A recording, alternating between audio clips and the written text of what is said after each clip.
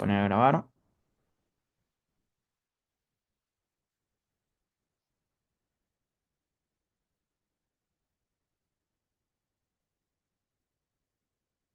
Bien. En algún momento nos va a tener, nos va a tocar la clase presencial. Por ahora hemos teniendo varios problemitas por eso. En la clase presencial vamos a ver un poquito los minerales que tenemos en la facultad. Tenemos algunos que fueron donados, juntados por Ernesto, juntados por mí. Em, y vamos a poder ver un poquitito qué es lo que estuvimos hablando en las clases pasadas. Voy a poner el chat para leerlo. Y estamos. Bueno. Entonces, no voy a repasar tanto la definición de mineral, me interesa más recalcar que los minerales son básicamente conjuntos de elementos químicos que están ordenados de una determinada manera y ese ordenamiento nosotros, si bien no lo podemos ver exactamente porque no podemos ver los átomos, sí podemos ver su manifestación a nivel macroscópico, que son los cristales. Son estas formas geométricas, pueden ser de diferentes formas y diferentes tamaños, ¿no? Hay algunos que se ven a simple vista, como vemos acá este cuarzo a la derecha, y otros que se van a ver muy muy chiquititos y formar otros tipos de patrones, como tenemos a la izquierda, donde no vemos un cristal, pero bueno, los cristales están ahí y se pueden detectar con diferentes métodos, por ejemplo, microscopios. Estas dos cosas no necesariamente, porque nosotros ahora vamos a dar la definición de rocas, no necesariamente son rocas. Podemos decir que son rocas monominerales, en el sentido de un solo mineral. Pero ahora vamos a ver una definición de qué pasa cuando tenemos varios minerales juntos. Bueno, vamos a hablar de una roca. Toda la parte de qué es la definición no la vamos a ver. Sí, repaso un poco que los minerales tienen determinadas características que nos permiten identificarlos y las vamos a usar un poquitito para el trabajo con muy pocos minerales. Ustedes van a aprender a diferenciar muy pocos minerales por el tamaño de la materia y el alcance que tiene. Pero sepan que los minerales tienen, por ejemplo, colores. Esos colores a veces son característicos, es decir, siempre el mineral va a tener el mismo color. Y muchas veces, como va a pasar con el cuarzo, con los feldespatos o con la calcita, que son muchos minerales que van a usar en sus trabajos, bueno, van a tener de diferentes colores, por lo tanto el color a veces no sirve. Pero después hay otras características como el brillo, el color de raya, si es transparente, si es opaco. La dureza, muy importante, estuvimos hablando de la dureza en la escala de Mohs. Qué tan blando es un mineral a ser rayado. Esas son características que nosotros vamos a usar y cuando tengamos la clase práctica vamos a aplicar algunas para verlas. Vimos lo que eran fracturas y clivajes, cómo se rompen los minerales, cuando muchos minerales tienen clivajes, que son estos planos de ruptura muy parejos que tienen algunos minerales. Lo que son los hábitos, que son las formas en las cuales los cristales van creciendo, porque generalmente los cristales van creciendo. Esto lo vamos a ver ahora en un ratito, es cómo se empieza a generar un cristal. Y esa forma en la cual va creciendo va generando algo que se llama hábito, que es, bueno, ¿qué forma tiene el conjunto de cristales? Para hablar de un hábito, generalmente hablamos de un conjunto de cristales. Entonces tenemos cosas que en algún momento quizás oyeron hablar, como las estalactitas, las geodas, las dendritas, que son estas famosas cosas que se confunden con fósiles, aciculares que tienen formas de agujas, y un montón de formas que las vamos a encontrar en la naturaleza.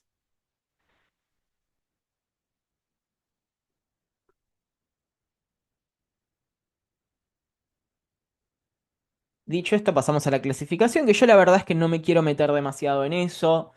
Sí mencionar que, bueno, esa clasificación va a depender de los elementos químicos que estén formando el mineral. Algunos minerales tienen un solo elemento químico, como por ejemplo el oro, el cobre, el platino, el diamante, el grafito, el azufre, son solamente un elemento químico. Y otras fórmulas son mucho más complejas. Em, sí, me interesaba mencionar en la clase pasada la existencia de los silicatos, porque los silicatos van a formar la mayor parte de todas las rocas que existen. Y hay un montonazo de silicatos, no los podemos mencionar a todos, pero principalmente los que vamos a ver en muchas rocas que se llaman granitos, es el cuarzo, el feldespato potásico. Le pongo así porque muchas veces se abrevia con una Q. El feldespato potásico, que se le abrevia con una FK, a veces con una A de alcalino, y la plagioclasa. Dale, acepte, ¿qué estás esperando? Chicos, tengan cuidado cuando hablan el micrófono. O sea, no tengo problema que lo abran para preguntar, para decir cosas, pero tengan cuidado que se les puede escapar algo del fondo. Bueno, eso es en 10 minutos lo que vimos en la unidad 3, que fueron las últimas dos clases. Y ahora vamos a ver, esto le tenía que sacar un poco de contenido, así que bueno, no se lo saqué, lo vamos a ver un poco por arriba. Vamos a ver rocas, que como les adelanté antes, son conjuntos de minerales.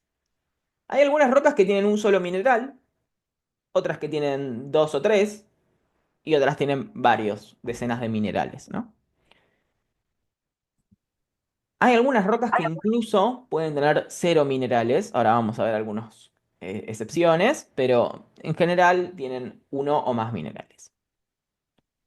La parte de la unidad 4 la vamos a ver en las que se llaman rocas ígneas. Las rocas ígneas son rocas que se generan asociadas a los volcanes y mecanismos de rocas fundidas. Ese material que se llama magma. La parte de ígneo viene de fuego. No, algo justamente ignífugo es que resiste el fuego, por ejemplo. Esta raíz viene de fuego. Y básicamente es lo que vamos a ver en las unidades 4. Y en la unidad 5 vamos a ver otro conjunto de rocas que son las sedimentarias. Entonces, si vemos acá, tenemos unidad 4, todas las rocas que se generan en el interior de la Tierra asociadas a magma.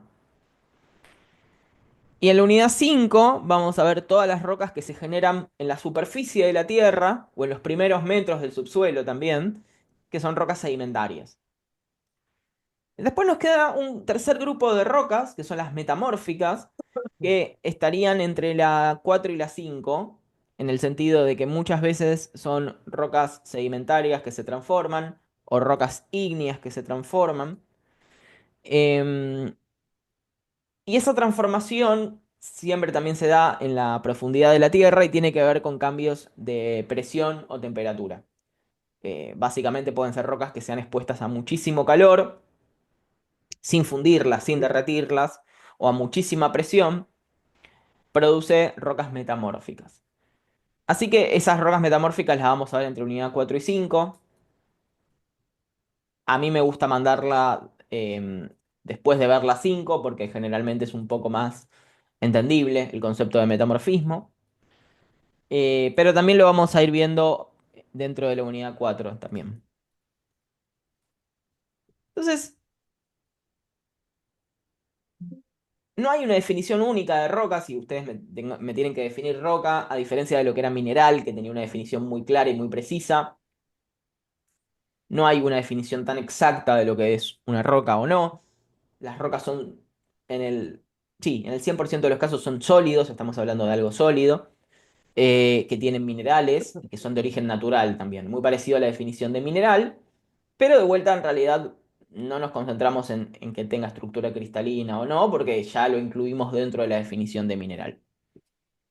Pueden haber otras cosas dentro de una roca, como por ejemplo vidrio volcánico, mineraloides, que no son minerales, y cuando veamos las rocas sedimentarias, vamos a ver que también los fósiles pueden entrar como parte de las rocas.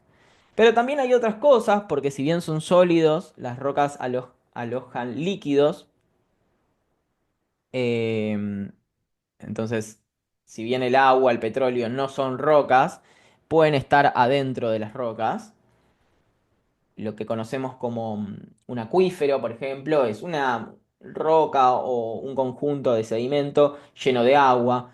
De donde se saca el petróleo, son rocas que tienen un montón de petróleo adentro. Así que la roca podríamos decir que puede alojar a fluidos.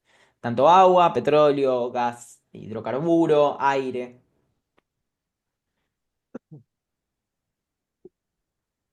Y bueno, una definición un poco obvia de las rocas es que es lo que compone el planeta Tierra, ¿no? El planeta Tierra está formado por rocas.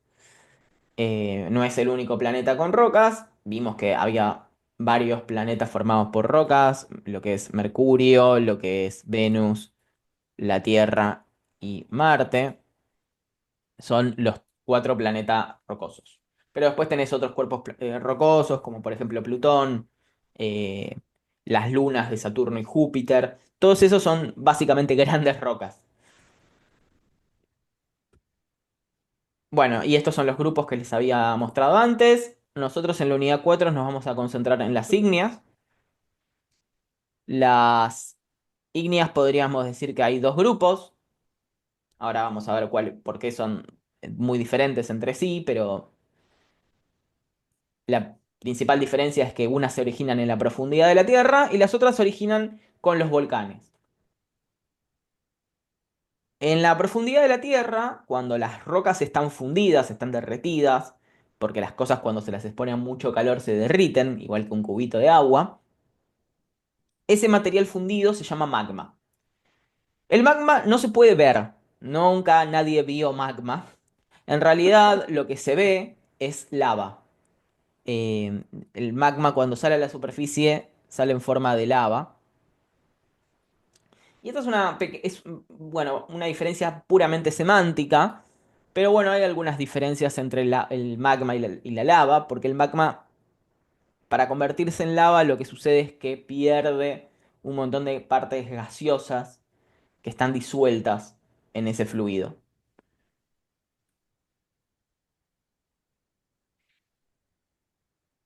Las rocas se estudian, como les comenté la clase pasada, desde el comienzo de la humanidad. El ser humano, en lo que se conoce como edad de piedra, en realidad no se llama edad de piedra, se llama paleolítico.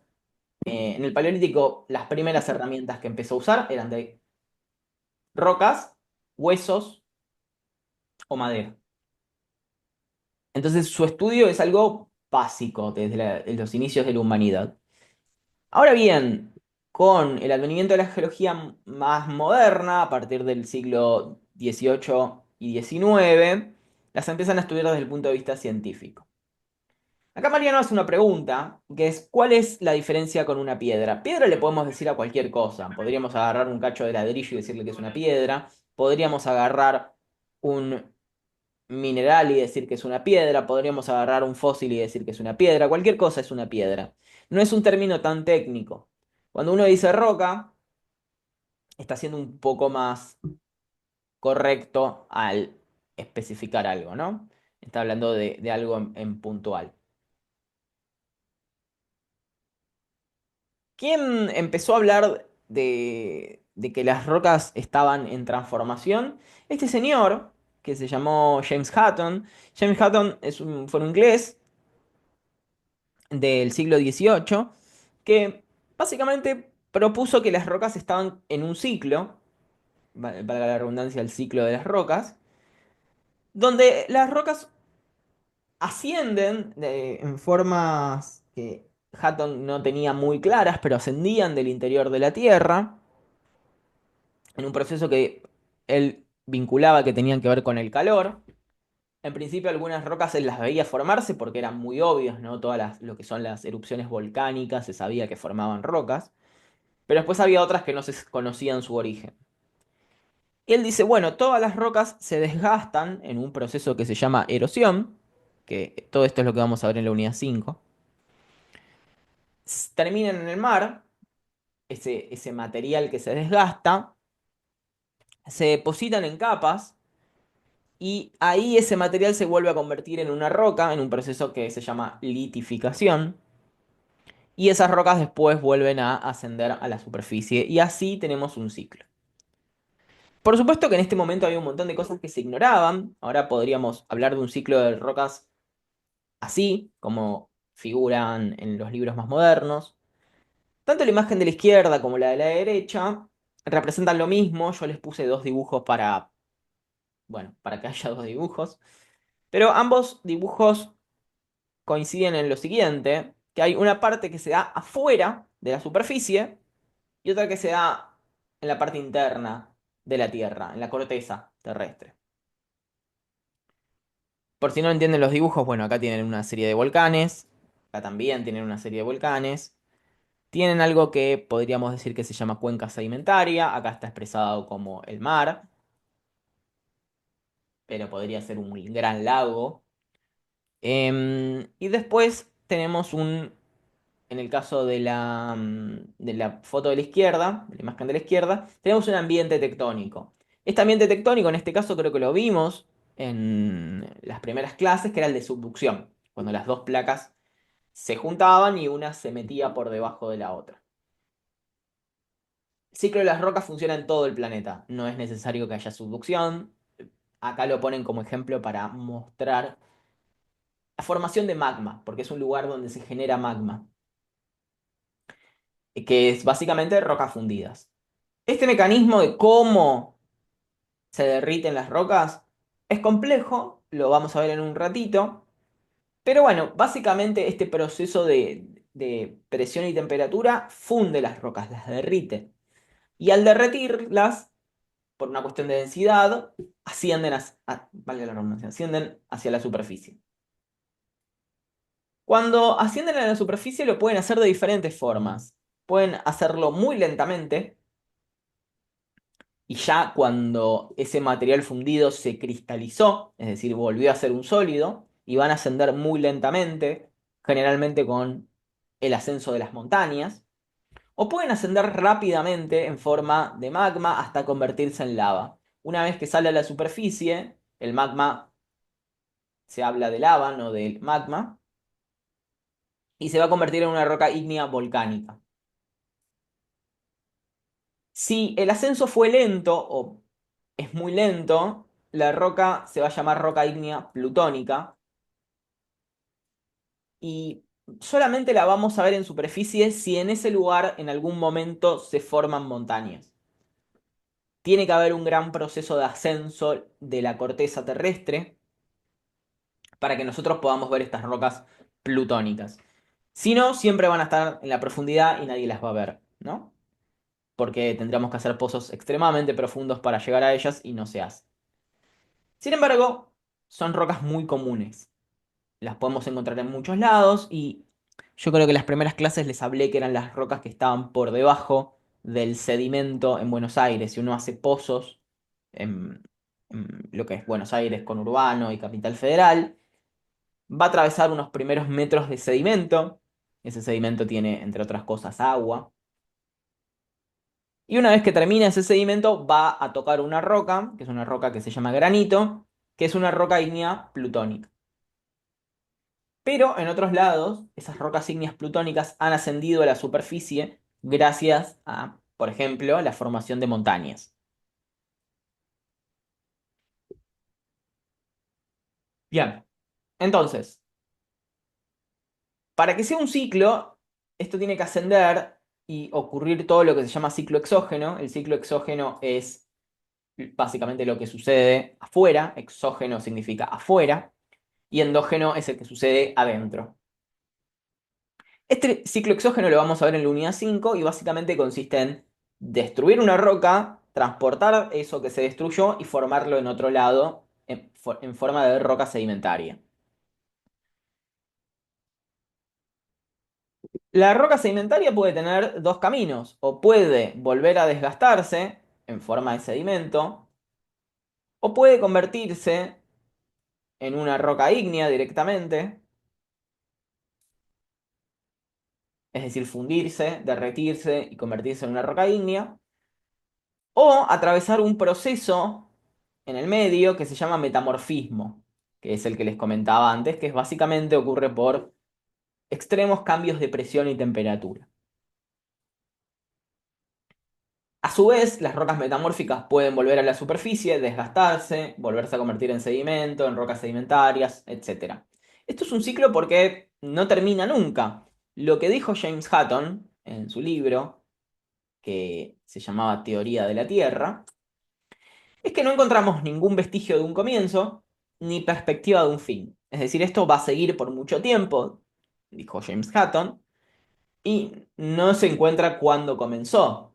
Bueno, nosotros sabemos cuándo comenzó porque vimos la historia de la Tierra, 4.800 millones de años, ahí digamos que comenzó el ciclo de las rocas,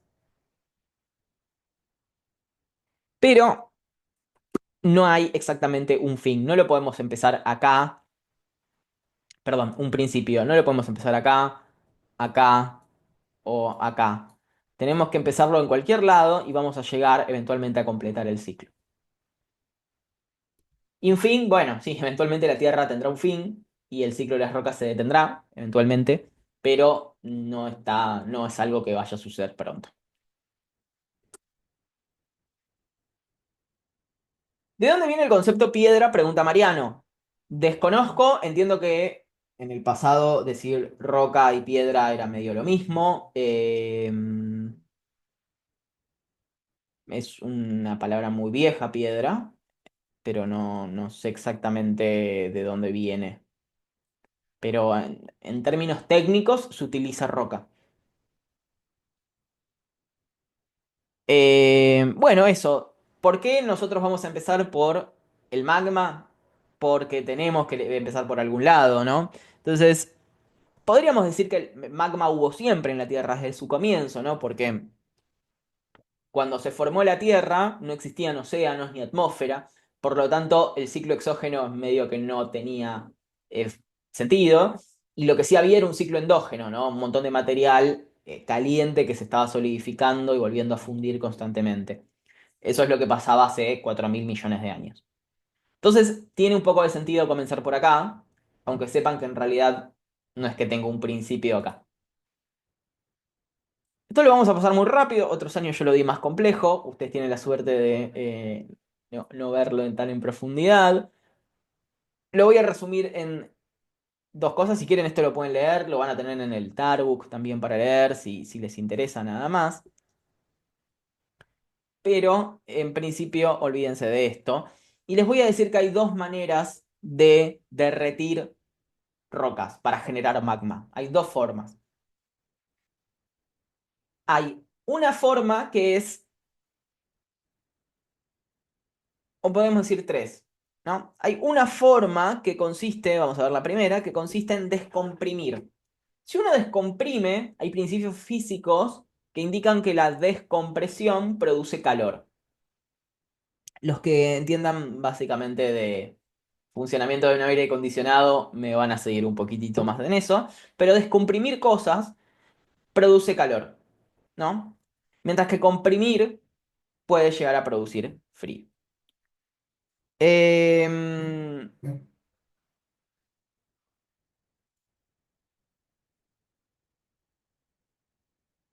Disculpe.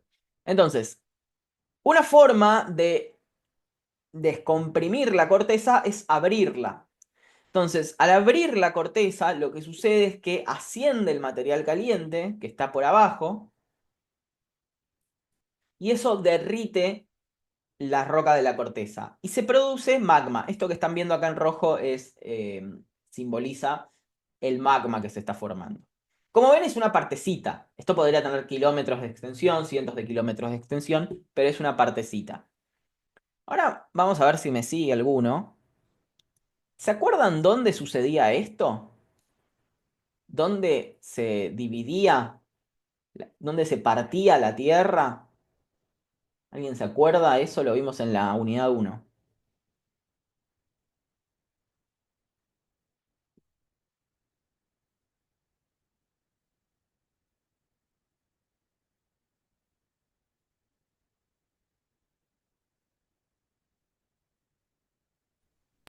En Hawái. Sí, Muy bien, va casi, casi, casi bien. Ahora vemos Hawái. Acá Leonardo contestó bien cuando se separan las placas. Y acá Silvana hizo muy bien la aclaración. Bien, las placas se separan en las dorsales oceánicas. Entonces significa, muy bien, gracias chicos, estuvo muy bien contestado. Ahora vemos el caso de Hawái, que es el segundo, pero es muy parecido. Em, Entonces, en las dorsales oceánicas, donde se está expandiendo el océano, el océano oceánico, el océano Atlántico y el Pacífico, ahí se está formando magma. Ese magma, cuando se enfría, es el que va a formar parte de la corteza. Entonces, el océano se va creciendo con ese magma que va surgiendo a la superficie en forma de lava. Muy bien. Esa es una forma, la primera forma de derretir una roca. Piensan que derretir una roca es muy difícil. Los hornos de fundición de acero no llegan a fundir tan fácil las rocas, ¿no? ¿Por qué? Porque se necesitan 1200, 1400 grados para fundir una roca. Si bien hay otras que funden a menos temperatura, ahora vamos a ver cómo, pero en general estamos rondando los 1000 grados, 1200 grados para fundir una roca, ¿no? Vamos al caso de Hawái y otros lugares más, ¿no? Pero Hawái lo habíamos mencionado. Ahí lo que sucede, no estamos aplicando una descompresión, sino que estamos aplicando calor directo. Fíjense que el calor que hay que aplicar, acá está la temperatura, es mucho mayor, ¿no? Necesitamos sí o sí aplicar mayor temperatura para fundir una roca sin descompresión. ¿Ese calor de dónde viene? Y bueno, viene del manto terrestre, que el manto se está moviendo en formas que no entendemos muy bien, pero se creen que es con formas de convección, de celdas convectivas, que baja y sube el material. Ese material muchas veces sube en forma de pluma muy rápido y esas plumas están muy calientes. Cuando llegan a la corteza, la derriten y produce magma. Ese magma no suele quedarse ahí. ¿Por qué? Porque es un líquido y los líquidos, por una cuestión de presión, tienden a ascender a zonas de menor presión, tienden a liberarse. Entonces, siempre, siempre, siempre el magma sube. Cuando llega a la superficie forma volcanes. Y tenemos la tercera. La tercera es la más, podría decir que es la más rara de formar, no la más rara en que sucede pocas veces, sino que es más difícil de entender, porque las primeras dos era, bueno, agrego calor y listo. La tercera no es que agrega calor. La tercera agrega agua y dióxido de carbono, pero principalmente agua y dióxido de carbono. En segundo lugar, estas dos cosas, ustedes dirán que tiene que ver con derretir una roca, el agua y el dióxido de carbono. Pero el agua y el dióxido de carbono lo que hacen es bajar el punto de fusión. Porque derretir una roca que tiene agua en su interior es más fácil que derretir una roca seca. Esto se probó en laboratorios y se sabe que es efectivamente así. De hecho, en algún lado creo que lo tenía así, pero es una imagen muy técnica. Esta es una imagen, un gráfico que se hace, se puede calcular en laboratorio. Y lo que significa es, bueno, acá tenés la presión en este eje y la temperatura en el eje X, ¿no? Y lo que significa es, bueno, para fundir una roca a determinada presión necesito tanta temperatura, ¿no? Si yo incremento la presión, necesito más temperatura. Pero lo que probaron es que con rocas que son húmedas, no que tengan agua en forma líquida, sino que tienen agua a veces dentro de los minerales, que existen minerales con agua en su fórmula química, ¿no? Si tienen minerales hidratados, necesitas menos temperatura para la misma presión, ¿no? Ahí dejo de hablar de tecnicismos para que no se aburran tanto, pero básicamente lo que significa agregarle agua es que necesitas menos calor y con la misma profundidad que está en la zona de subducción, podés fundir y generar magma. ¿Y por qué necesitamos la zona de subducción? Porque la zona de subducción es la que nos agrega agua. Esa agua viene de los océanos, aunque no lo crean. Es complejo cómo pasa el agua de acá a la roca, porque no es, ya les digo, no es agua exactamente en forma líquida, pero sucede. Esa agua de los océanos es la que después llega acá y produce que el punto de fusión vamos a ponerlo así, punto de fusión, baje. Y cuando el punto de fusión baja, podemos derretir y formar magma. Después el resto de la historieta es la misma. El magma, una vez formado, lo que va a hacer es subir y formar volcanes. Por eso, en las zonas donde hay subducción, que habíamos visto que se llamaba Cinturón de Fuego del Pacífico, por eso es el Cinturón de Fuego del Pacífico, porque hay subducción. Ahora entendemos un montón más de lo que habíamos hablado antes, ¿no? Entonces, acá tenemos los ejemplos en forma de fotografías de los tres ambientes de formación de magma. El primero, como les había dicho, era rompiendo la corteza. Rompiendo la corteza vamos a hacer que se descomprima y se funda. Y eso lo tenemos, por ejemplo, bueno, este habíamos mencionado que era África, ¿no? En África se estaba rompiendo la corteza y estas son las dorsales que están debajo del agua. Em, y después acá tenemos la subducción. Esto no recuerdo dónde es en la cordillera de los Andes, pero no sé si es en Argentina, en Chile, dónde. En Argentina no es, creo que esto es Chile. Eh, el punto, la subducción es cuando baja el punto de fusión. Esto lo pasamos por arriba porque también es una imagen que decía un poco lo mismo, y esto era lo del cinturón de fuego del Pacífico que les mencionaba antes. Tengo que sacarle mucho texto a las diapositivas. Bien, entonces, ¿qué es el magma? Es básicamente roca derretida, que esa roca derretida tiene tres partes. Una líquida, que es la que está derretida básicamente. Ese líquido va a estar formado principalmente por sílice, que tiene esta fórmula, silicio, oxígeno 2, aunque va a tener un montón de elementos químicos más. Después tiene una parte que se llama sólida, y que son como minerales muy difíciles de derretir porque tienen un punto de fusión muy alto y o ya se genera, ya estaban ahí o son los primeros en enfriarse. Cuando el magma se enfría, cuando esta parte líquida se enfría, forma una parte sólida. Un poco parecido a una sopa con fideos. Bueno, va a pasar esto, ¿no? La parte líquida se va a ir volviendo un poco más espesa y se va a formar la parte sólida. Y después, muy importante, es la parte gaseosa del magma. Que puede estar formado por agua, dióxido de carbono o sulfúrico.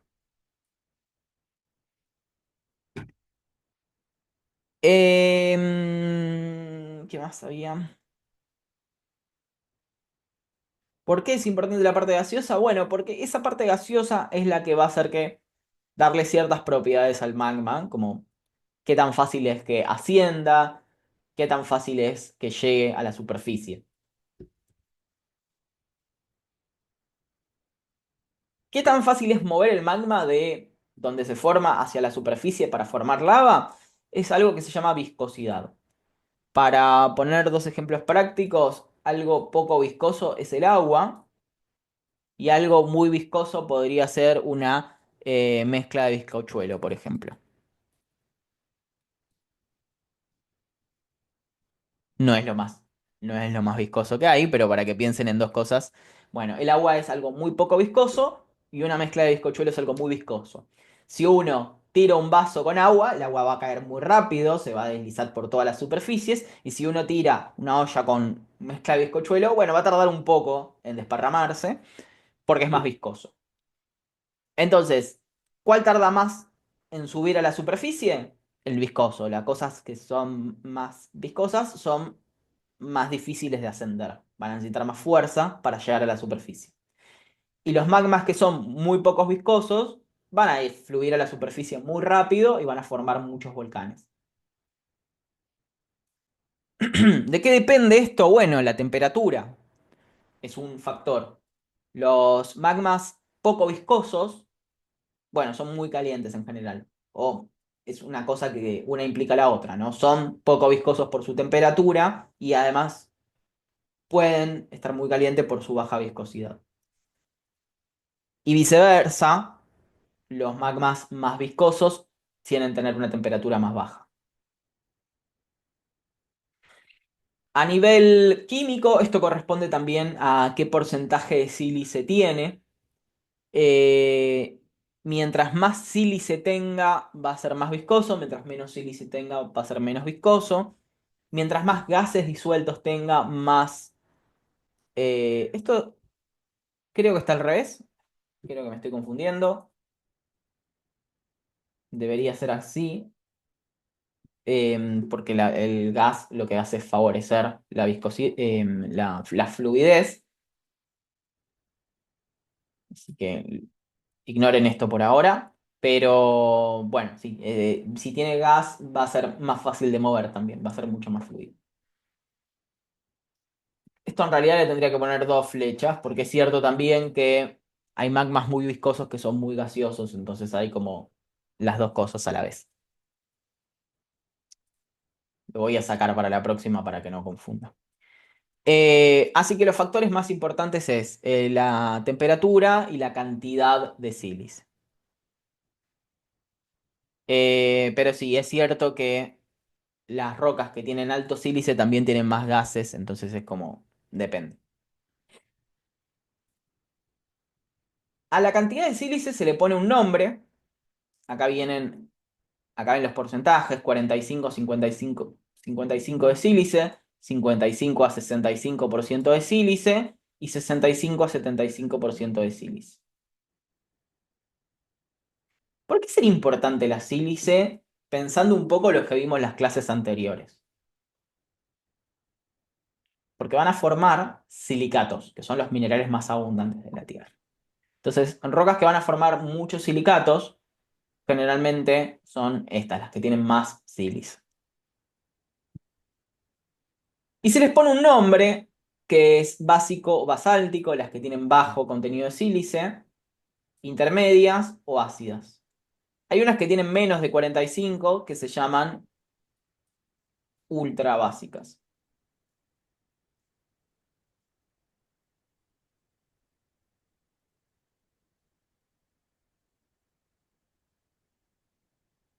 Ay, no puedo borrar. Mm, Bien. Entonces, habiendo dicho esta parte que es un poco aburrida, vamos a empezar a enfriar el magma. No importa a la temperatura que se haya formado, no importa si es de 1200 grados, si es de 650 grados, los magmas se van a enfriar, porque es así. A medida que suben, a medida que llegas a la superficie, la temperatura es más baja. Entonces, se enfrían. Es así. Cuando se enfrían, esa fracción sólida que les había comentado empieza a ser mayor, porque empieza a aparecer más cristales. Esto es física química pura. Uno lo puede ver en la heladera, en el freezer, mejor dicho, si pone una cubetera. Si uno pone una cubetera a enfriarse y la saca a muy poco tiempo, a los 10 minutos, van a ver que se empiezan a formar los primeros cristales de hielo. Obviamente, si uno lo deja 2 horas, es todo hielo, ¿no? Entonces ahí lo que estaríamos haciendo es incrementar la fracción sólida de nuestra cubetera. Con el magma pasa lo mismo. A medida que se enfría, la fracción sólida termina siendo tan grande que se vuelve toda una roca, se vuelve todo un sólido. Acá tengo el ejemplo de cómo van apareciendo cristales justamente con cristales de hielo, porque se puede ver mucho más fácil, ¿no? Esto es un copo de nieve que va creciendo. Si bien el hielo tiene formas mucho más complejas que los minerales, podríamos decir que es un mineral. Y como ven, lo primero que surge es un conjunto de cristales, en este caso, alrededor de un núcleo, que es este puntito que está acá. Muchas veces no hay ningún núcleo, pero en otros casos puede ser un mismo cristal. Un cristal que haya quedado de cuando se formó el magma actúa como núcleo. Por eso el proceso este que ven en esta imagen de hielo se llama nucleación. Entonces, empiezan a crecer algunos cristales. Esos cristales van creciendo hasta que luego se tienen que dividir dividir en otras partes ir creciendo. En este caso van a ir creciendo como triangulitos. Nosotros no lo vemos acá, pero serían que se apilan cristales uno sobre otro.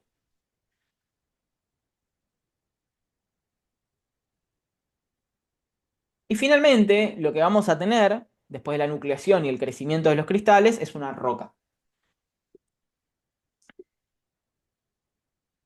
¿Y cómo se ve esa roca? Que eso lo vamos a definir como textura, es cómo vemos una roca, qué forma tienen los cristales de una roca, se llama textura. Va a depender de qué tan rápido haya sido el enfriamiento. Si el enfriamiento es lento, significa que, a ver, esto lo debería poner en algún lugar en blanco.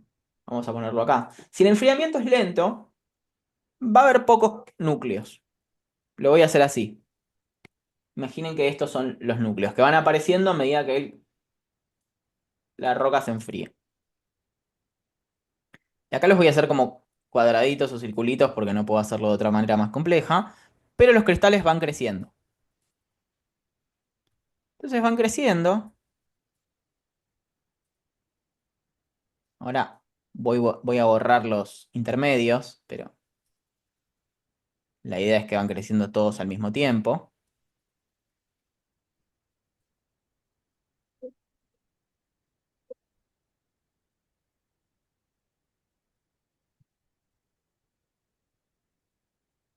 Y bueno, acá nos quedamos con tantos cristales como núcleos había al principio. Son como 6 cristales, ¿no? Bueno, y esos cristales crecieron de tamaño. No tenemos una escala, pero imagínate que crecieron, no sé, 3 centímetros cada uno.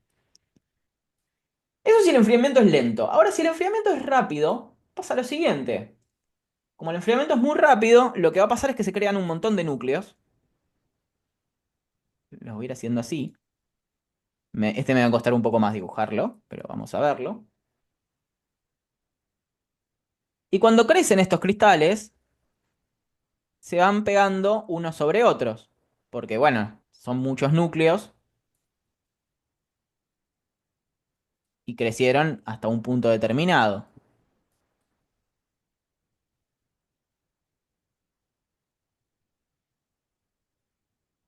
Bueno, no voy a terminar más, pero se entiende un poco la idea, ¿no? Entonces fíjense que acá voy a tener un montón de cristales más, porque había más nucleación. La temperatura final es la misma, porque al fin y al cabo lo que hice fue enfriar magma, ¿no? Lo único que cambié fue la velocidad de la que lo enfriaba. ¿Y de qué va a depender esa velocidad?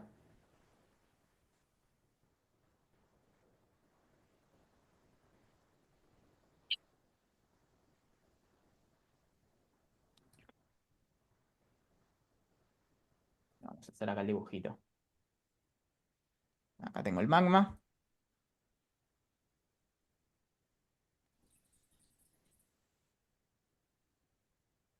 Acá tengo la superficie de la Tierra. Hacemos un arbolito si quieren.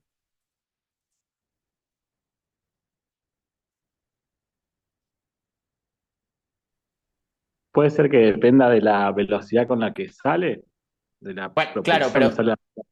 ¿de qué va a depender un poco? Lo habíamos visto en la diapositiva anterior. Presión y temperatura. Claro, la temperatura es un factor fundamental, ¿no? Pero además el contenido de sílice, ¿no? Si el contenido de sílice es muy alto, ese magma le va a costar más subir, va a ascender más lento. Si la temperatura es muy rápida, este magma va a subir más rápido. Esta es una de los factores. Entonces, em, si el enfriamiento es lento, bueno, acá vemos lo que va a pasar, pero esto lo vemos ahora en un rato. Quiero pasar un poquitito a algunas fotos. Si el enfriamiento es lento y el magma tardó mucho en subir, como les decía, vamos a tener cristales más grandes. Y lo que vamos a terminar formando es una roca plutónica. ¿Por qué? Porque mientras ascendía, se terminó de enfriar. Y se terminaron de formar todos los cristales. Si el ascenso es rápido, va a salir en forma de lava. Porque va a llegar a la superficie mm, más rápido no se van a haber formado muchos cristales, va a llegar a la superficie y recién ahí el enfriamiento va a ser muy rápido y se van a formar un montón de cristales.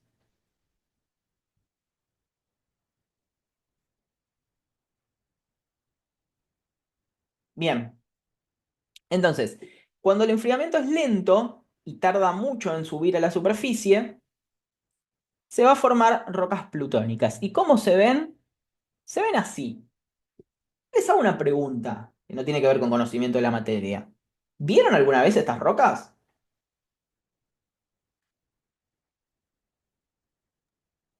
Se parece al mármol.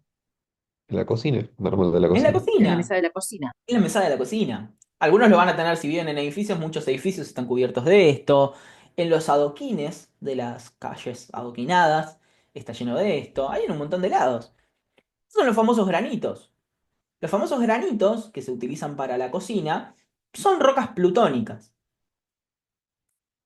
Y ahora les hago otra pregunta. Bien, los granitos se les dice así porque tiene granos, ¿no? Como granos de cosas. Eh, ¿Y qué son los granos entonces? Tratemos de pensar en la unidad 3. Bueno, y lo que vimos ahora también. ¿Cristales? Son cristales.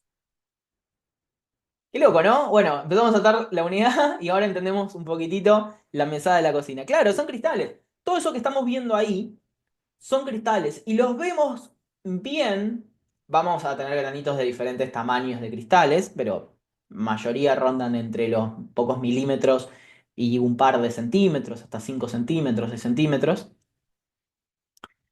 Tienen un montón de cristales que podemos ver a simple vista. Esos cristales van a ser de muy... No hay muchos minerales que participen en un granito. Como les comentaba, está el famoso feldespato potásico, que se va a ver rosa o gris. Va a estar el cuarzo, que es el más difícil de marcar acá, porque el cuarzo es uno de los últimos minerales que se forman. Entonces, en general, es el último que crece y se acomoda donde puede. En estas fotos es muy difícil de marcarlo, aunque está lleno de cuarzo, es generalmente lo más transparente. Si van a una mesada, capaz que lo pueden ver más porque es lo más transparente que hay. Y después están estos minerales blanquitos que se llaman plagioclasas. Después hay un montón de minerales adicionales, como son las micas, ¿no? Las vamos a tener por acá. Va a haber micas, tanto transparentes como negras, que se llama biotita.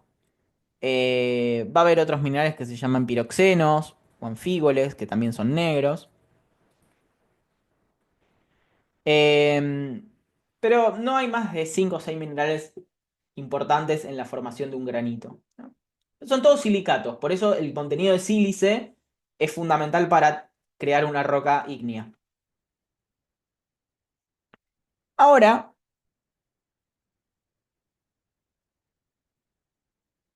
bueno, creamos una roca plutónica. Plutónica no es porque se forme en el planeta Plutón, porque Plutón significa algo del interior, algo que ocurre en las profundidades.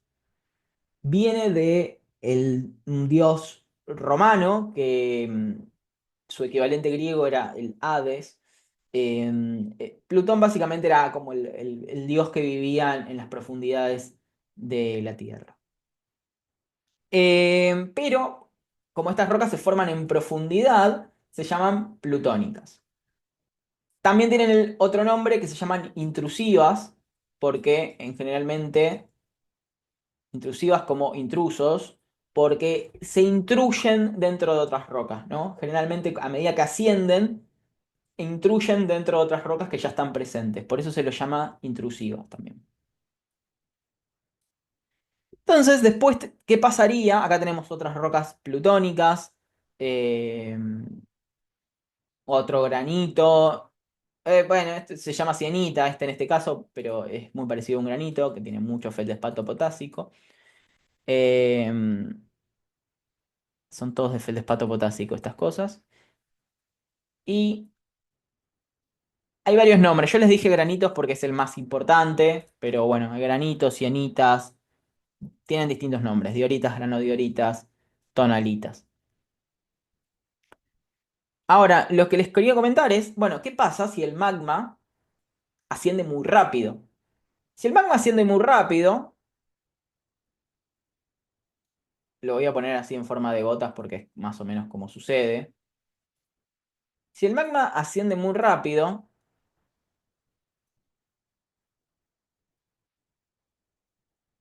me gusta poner el arbolito para que se entienda que estamos hablando de la superficie. Ese magma cuando llega a la superficie va a formar un volcán, ¿no? Ese volcán puede largar, después vamos a ver lo que larga un volcán, porque no siempre va a largar lava, va a largar ceniza también. Va a largar ese magma en forma de lava y tanto cerca de la superficie, lo voy a poner en otro color, a ver, lo voy a poner en celeste, tanto cerca de la superficie como por encima de la superficie, en los primeros metros del subsuelo, los cristales no crecieron mucho porque se enfrió muy rápido la roca. Entonces, como no crecieron muy rápido los cristales, ¿qué va a hacer? No los vamos a ver. Son muy chiquititos, muy, muy chiquitos. No los podemos ver a simple vista. Va a haber algunos que se vean, no sé, estos puntitos de acá, capaz. En la roca de la izquierda se ven varios cristales. Se ven estos de acá. Pero después se ve toda una masa, que bueno, justamente se le dice pasta. Toda una pasta sin cristales. No significa que esa pasta no tenga minerales. Pasa que son muy chiquititos. Son muy, muy, muy chiquititos. Entonces, este tipo de rocas que vemos acá se llaman rocas volcánicas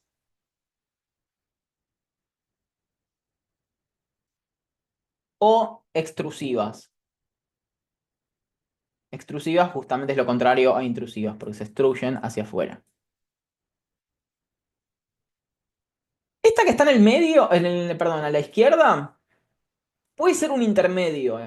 Esto es lo que se llama pórfidos muchas veces. Los pórfidos están en el medio de las intrusivas y las extrusivas. Son rocas que se forman a profundidades intermedias. En los primeros centenas de metros de la superficie, perdón, del subsuelo. Las rocas se enfrían rápido, pero no tan rápido, y muchas veces pueden venir con cristales desde más profundo, que son estos que vemos acá, ¿no? Entonces, en ese caso, cuando tenemos una textura así más mixta entre granosa, como la de los granitos, y una textura como esta, que se llama afanítica, estas cosas, la verdad es que no las quiero dar, pero me cuesta mucho explicarlas sin poner los nombres. Cuando suceden estas cosas más intermedias, se hablan de pórfiros o texturas porfíricas. Ahora lo vemos en una página, en una marmolería, vamos a buscar al azar para ver esas cosas. Los pórfidos, por ejemplo, se encuentran así formando parte de baldosas, de adoquines. Digo, se usan para eso, ¿no? Si ven uno de estos y lo ven de cerca, esta foto la saqué yo. Creo que lo saqué yo. Van a ver que tiene algunos cristales muy chiquititos. Entonces vemos que la nucleación ahí fue muy rápida. Claramente esto no es un granito, ¿no? Bueno, digo claramente, cuesta empezar a familiarizarse, pero vamos a ver que es muy diferente a lo que vimos acá, ¿no? Claramente los cristales son mucho más chiquititos. Esta foto también la saqué yo, es una muy linda roca plutónica en este caso. ¿Y cómo nos vamos a dar cuenta si es plutónica o volcánica? Y bueno, porque si vemos los cristales, es plutónica. Es así, porque tuvo más tiempo de formarse. A ver qué hora es, porque tampoco me quiero pasar de rosca. Vamos a terminar un ratito antes, 9 menos cuarto, y arrancamos tarde, así que no hacemos receso. Terminamos un poquito antes. Pero primero quiero ver qué nos queda para dar. Bueno, volviendo al magma, volviendo a lo que estábamos antes. No todos los minerales se van a formar al mismo tiempo. Hay algunos que van a aparecer primero y otros van a aparecer después. ¿Por qué? Porque tienen puntos de fusión distintos. Es decir, hay algunos minerales que son sólidos a los 1200 grados Hay otros que a los 1200 grados son líquidos, entonces necesitan enfriarse más. Y hay otros que necesitan llegar a los 600 grados para volverse sólidos. Esos distintos puntos de fusión hacen que las rocas tengan composiciones distintas y los magmas tengan composiciones distintas a medida que van ascendiendo. Ese proceso se llama cristalización fraccionada porque ocurre en varias fracciones. Hubo un señor que se llamó Bowen que hizo experimentos fundiendo rocas, usó hornos muy fuertes y con esos hornos probó qué minerales aparecían primero.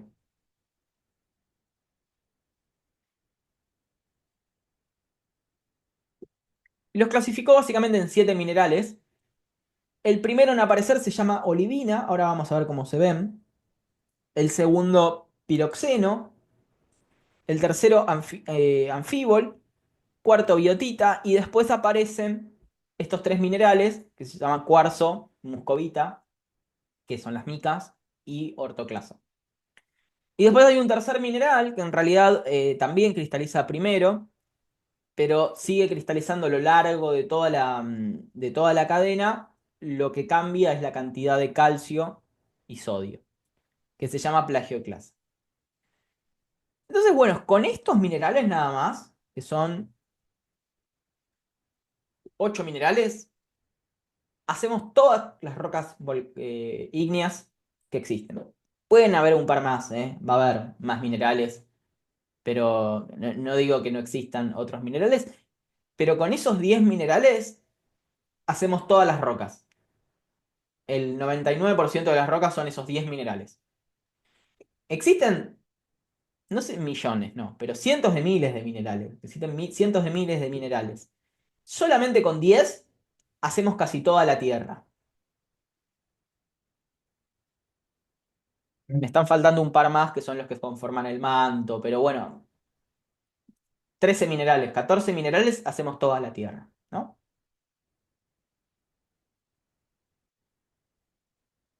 Entonces, bueno, lo que hizo él fue darse cuenta de algo muy obvio en la naturaleza que no se entendía muy bien por qué era, que era el color de las rocas. Y esto no es una regla súper estricta, pero nos permite orientarnos un poco en la composición de las rocas.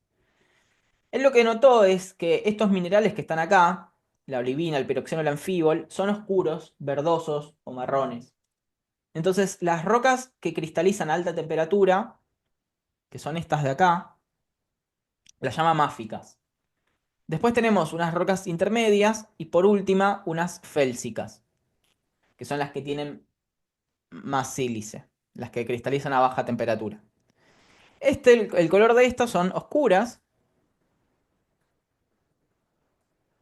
¿Qué hice acá? Me faltó una letra. Oscuras. Y las de acá son de color más claros.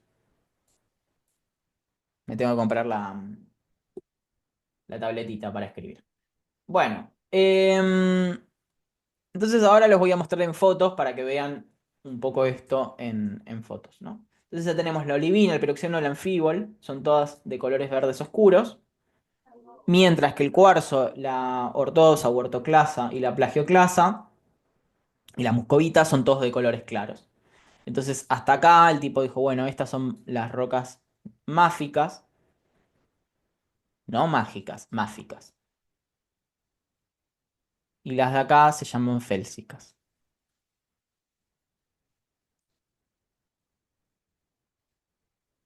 ¿Por qué se llama máfico? Viene de magnesio y de hierro. Porque estas rocas tienen alto contenido de hierro y magnesio. Viene de ese lado, nada más.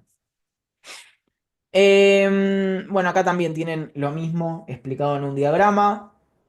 Es muy interesante porque nos muestra, bueno, a medida que baja la temperatura, la cantidad de olivino y peroxeno baja y empieza a aparecer más plagioclasa, feldespato y cuarzo.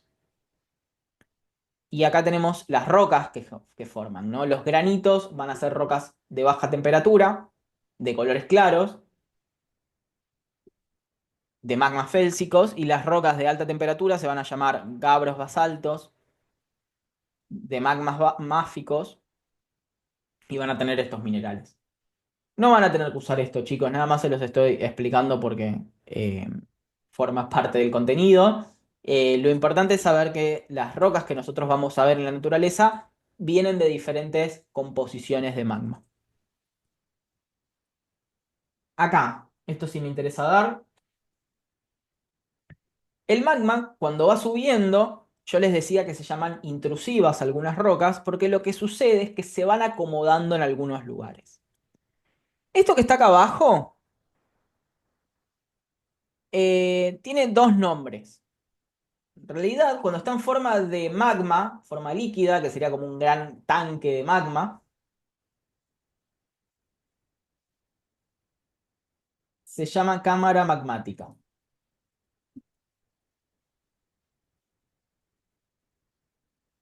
Ahora bien, la cámara magmática, cuando se termina de enfriar y se convierte en una roca plutónica, se lo llama batolito.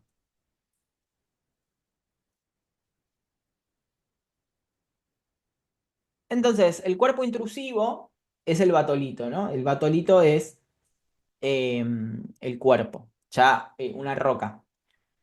Acá nos dice xenolitos. Xenolitos son pedazos que quedaron de rocas anteriores, que no se llegaron a derretir.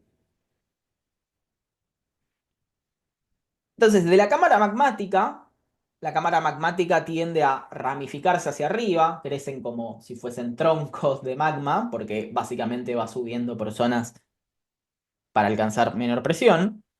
Lo que puede pasar es que forme diques, que son las partes verticales, formen sills o filones, que son las partes horizontales, donde el magma empieza a circular paralelo al suelo, digamos. O finalmente, bueno, la colitos tienen formas como de lentes, ¿no? Porque intruyen y además forman como una especie de domo. Como muchos volcanes nacieron como lacolitos primero y después se formaron volcanes, ¿no? Y finalmente obtenemos volcanes, ¿no? Los volcanes no son cuerpos intrusivos, pero sería la última parte de un cuerpo intrusivo, del magma, sería formar un volcán. Así que esta es la forma en la cual encontramos a las rocas intrusivas. También puede haber una pregunta de parcial que diga, ¿dónde encuentran las rocas plutónicas? En cuerpos intrusivos. ¿Los cuerpos intrusivos se ven o no se ven? Buena pregunta, ¿no? Porque no, están abajo de la superficie, ¿no? Uno no los vería. Ahora, vamos a ver esta foto de acá. ¿Qué tal si yo les digo que esto que está acá, esto también, pero principalmente esto que está acá, era parte de una cámara magmática? Bueno, sucede que en la Tierra, como decía bien James Hutton, las rocas ascienden, ¿no? Muchas veces en la formación de montañas, las rocas que están muy profundas llegan a la superficie. Entonces, lo que puede pasar muchas veces es que los batolitos, por ejemplo, terminen en la superficie porque ascendieron las rocas hacia arriba. Perdón, la redundancia, ¿no? Ascendieron a la superficie. Bueno, lo mismo con los diques, con los sills, todas esas cosas se pueden llegar a ver. Esto es un dique, por ejemplo, esto que está acá. No es vertical, pero es subvertical. Estos que están acá son diques, ¿no? Que ascendieron a la superficie, intruyendo otra roca, que sería la de color oscuro, ¿no? Y la de color claro son la roca intrusiva.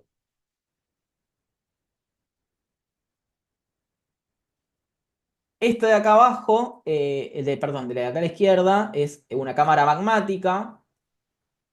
Se llaman cúmulos y son el fondo de una cámara magmática, ¿no? Es como el residuo más bajo de una cámara magmática. Em,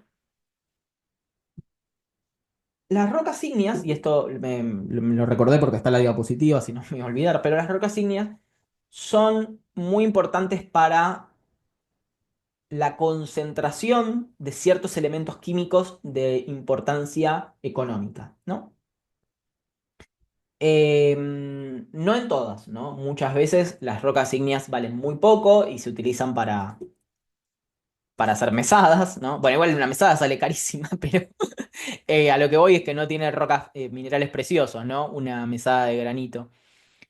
Pero muchas otras veces las rocas ígneas pueden tener, bueno, en este caso tenés una sodalita, que es una roca semipreciosa, pero pueden tener otros minerales de importancia económica, ¿no? Desde zafiros, eh, rubíes, esmeraldas, y después cosas que no tienen que ver tanto con rocas preciosas, sino, por ejemplo, elementos químicos, cromo, titanio, litio. eh, Ahora no se me ocurre mucho más. Después vamos a ver que asociados a los volcanes también hay un montón de manifestaciones químicas de importancia económica, por ejemplo el oro, la plata, molibdeno, el cobre. Todos esos elementos metálicos tienen que ver un poco con la actividad volcánica. ¿Qué más podemos ver?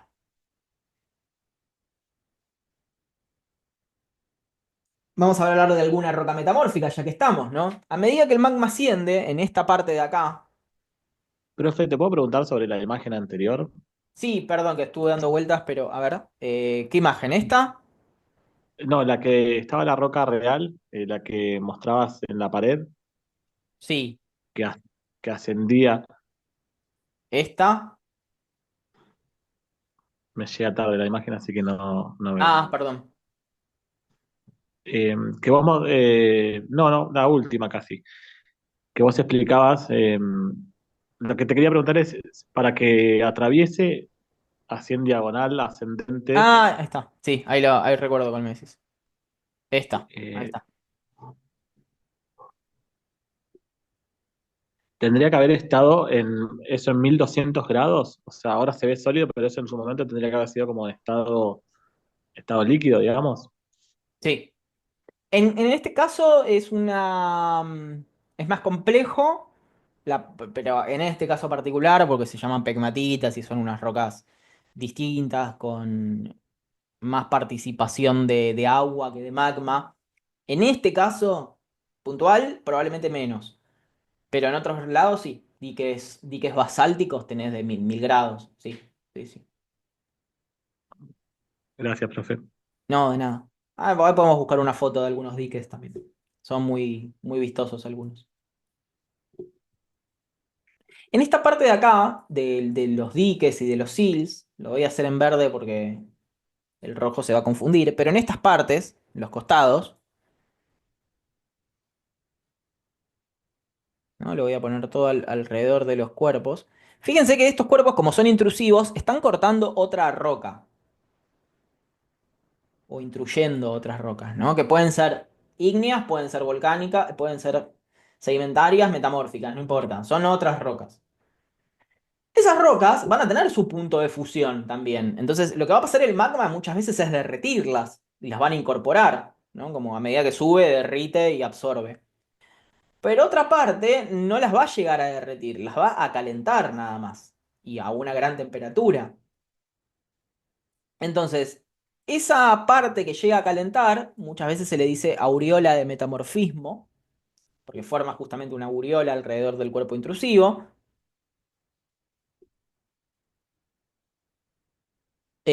Acá está, ¿no? Tenemos una intrusión magmática y una aureola de metamorfismo, ¿no? Que es la zona alrededor de esa intrusión magmática. Esa aureola de metamorfismo va a formar otra roca, que no es una roca ígnea, porque no fue formada por magma, que se llaman rocas metamórficas de origen térmico. Puede haber muchos tipos, porque muchas veces puede ser simplemente acción de la temperatura y muchas veces acción del agua. El agua que está alrededor, las rocas tienen mucha agua en general, mientras más porosas sean, más agua van a tener. esa agua se calienta, empieza a circular, y entonces hay una transformación con la circulación del agua.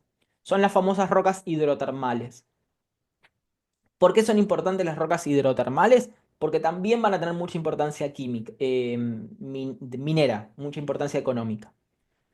Muchísimas rocas con oro, cobre, molibdeno son rocas hidrotermales. ¿De dónde van a salir esos elementos químicos? Bueno, de la cámara magmática, pero se van a quedar no en la roca ígnea, sino que se van a quedar acá.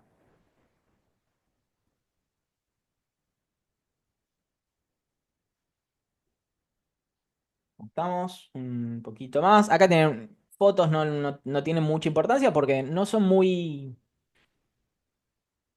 No es que no sean usadas, sino que no son tan identificables a simple vista las rocas de metamorfismo térmico. Ahí tienen dos ejemplos, una que se llama Skarn, otro Hornfeld, pero, pero no son rocas que yo les diga así, lo van a encontrar en la mesada de la cocina, porque no son tan así. Em, Después en la unidad 5 vamos a seguir viendo un poco más otros orígenes metamórficos. Estos son solamente metamorfismos térmicos. Hay otros metamorfismos que tienen que ver con la presión más que la temperatura.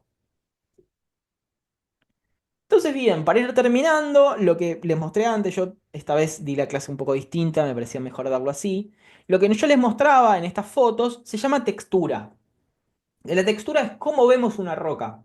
Podemos verla con estas texturas finas, donde no vemos los cristales. Estas texturas porfíricas, donde vemos algunos cristales, pero después vemos una pasta. Pasta es todo esto del medio, gris. O podemos ver texturas granosas, como en el caso, bueno, en estos casos, en el caso de los granitos, donde vamos a ver cristales grandes y bien formados. Entonces, una forma de clasificar las rocas es con su textura y con su composición. ¿Cómo sabemos la composición? Viendo los minerales. Viendo los minerales nosotros estimamos la composición de una roca.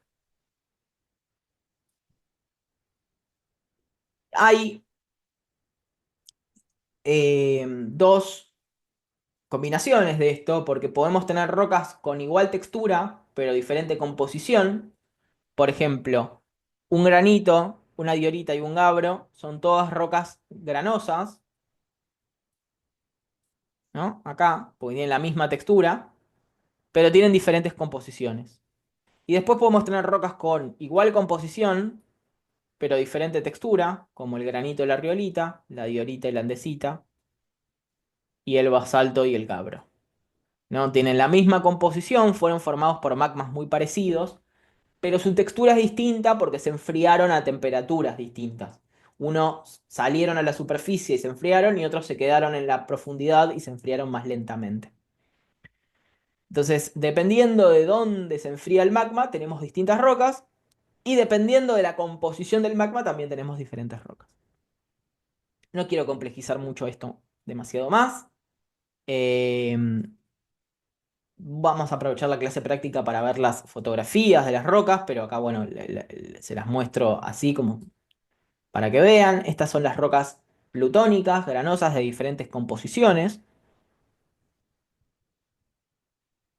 Estas no las vamos a ver casi nunca, que son las peridotitas del manto, que están formadas por olivina. Yo tengo como una pieza de colección muy linda con una peridotita, se las tengo que llevar cuando, si me acuerdo, el viernes que viene o el otro, dependiendo cuando nos den aula. Y los gabros. Estos sí son muy comunes los gabros. En las partes volcánicas, las más comunes van a ser las riolitas que tienen la misma composición que el granito, pero otra textura. Las dacitas y andesitas, que son más grises, más verdosas también en algunos casos. Y los basaltos. Los basaltos son una de las rocas más abundantes que hay en la superficie de la Tierra. La van a encontrar en un montón de lugares, especialmente donde hubo volcanes. Donde vayan a ver volcanes, van a encontrar rocas basálticas. Bueno, chicos, Estoy un poco ya con la garganta medio comprometida, así que termino de hablar ahora. Nos vemos el viernes que viene. No les di las consignas, el viernes que viene se los doy. No tiene sentido tampoco que se los dé ahora porque no van a entender mucho, así que mientras más veamos mejor. Y recuerden que las consignas del trabajo práctico, el trabajo lo pueden entregar al final y no pasa nada. Em, Tenía que darles algo más. Me olvidé. Y si es presencial o no, lo defino después. En teoría el viernes que viene debería ser virtual, porque nos toca virtual. Hoy hicimos virtual nada más por el paro. Y respondiendo una pregunta del WhatsApp, que era sobre el viaje a Recoleta, también lo tengo que definir más adelante. No tenemos apuro para hacerlo, porque total no vamos a empezar a hacer el trabajo ahora. Yo para la semana que viene hablo con la coordinadora que nos tiene que gestionar el micro y los seguros, así que probablemente les mando un formulario para que me manden sus datos y su asistencia en el caso de confirmar la fecha. Y listo. Profe, Sí, una pregunta. ¿Constancia dan por por ir al encuentro? ¿Por podemos el dar, día, así? podemos dar, pero va a ser un sábado. Está bien, Sí, tenemos que está bien. dar un sábado por varias razones. Una de ellas es que como, bueno, nada, el cementerio generalmente los sábados no tiene actividad de cementerio, es más turístico, facilita eso. Y que, bueno, muchos otros chicos tienen que cursar otras materias, entonces un día de semana es imposible, o trabajar. Entonces lo hacemos un sábado. Ok, está bien. Bueno, estimados, cualquier cosa me consultan por WhatsApp, por mail, y nos vemos la semana que viene. Bueno, Buenas gracias, Gracias, noches. profe. profe. Buen fin de. Saludos Chao, profe, igualmente. buen fin de-